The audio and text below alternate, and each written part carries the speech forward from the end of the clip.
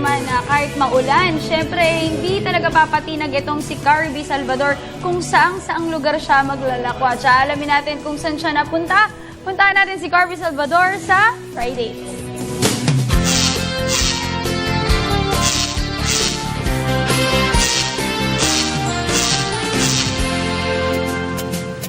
Hello, good morning boss. Nandito na naman kayo sa paborito ninyong segment, ang Fridays. Alam nyo ba, may binisita na naman ako ditong kakaibang lakwatsyahan dito sa Tomas Morato. Ito tinatawag nilang cable car.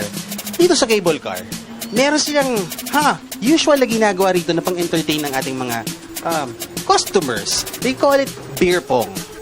Beer pong, yes, beer pong. Hindi to si Pong Pagong. Well, samahan nyo kami. Halika, explain natin. Ano ba meron dito? Halika. Cable car? It sounds familiar, di ba? Noong 90s kasi, kapag pinag-uusapan ay bars and restaurants, sikat itong cable car na kilala sa masarap nilang inumin, pagkain at mala San Francisco ambience. Pero ano nga ba ang kakaibahan ng cable car noon sa cable car ngayon? Actually, yung cable car before is far out different from the cable car now.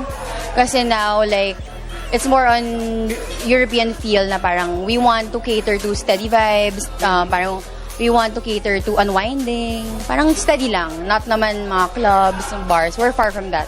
Parang we want people to socialize and engage. Na parang not party-party. Bagtog itong cable car sa Tomas Morato dahil sa beer pong.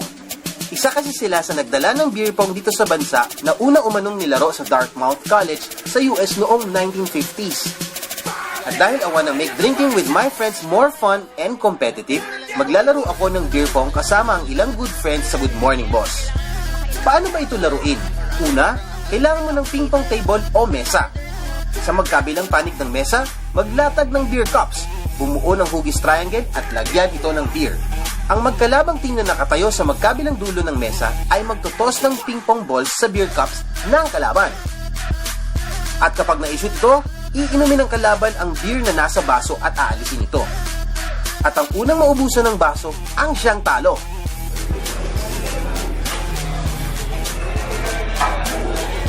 Bukod sa beer pong, tinikman din namin ang isa sa bestseller ng cable car, ang sisig rice. A little nor, seasoning, and then you eat it with the egg. Ayan, wala na sila sa mga sarili nila. Busy sila doon. Let's try this one. That's how you do it. Oh, ayan. Nakain na.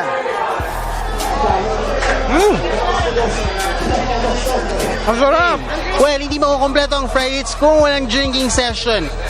Teresa, ano to? This is our drink. Our famous drink is called Puro Loco. Puro Loco. Puro Loco, parang Puro Loco. Ayan, mga loco. Pakita mo, cameraman, ang mga puro loco. Sa lakas ng tama nitong Frollo Loco, talaga namang maluloko ka. Go, go, go, go, go! Okay.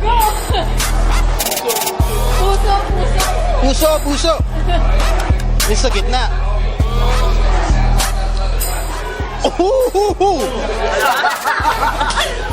Wala kasi ito. Wow, what is this one?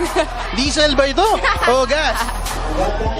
Para ako tinamaan agad sa kapirasong inom yan. Dinere natin ngayon si Jules Kiang para inumin to. Jules, it's your turn.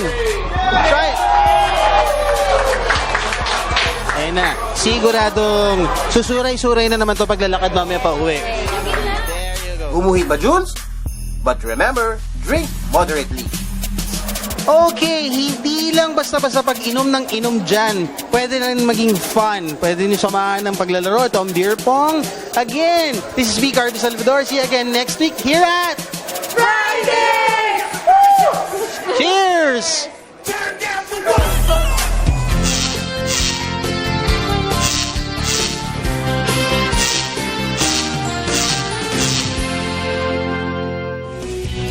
Alright, maraming salamat kay Carby Salvador. Talagang mukhang nag-enjoy ang ating GMB barkada dyan. Lalong-lalo na si Jules na mukhang talagang medyo nahihilo-hilo na.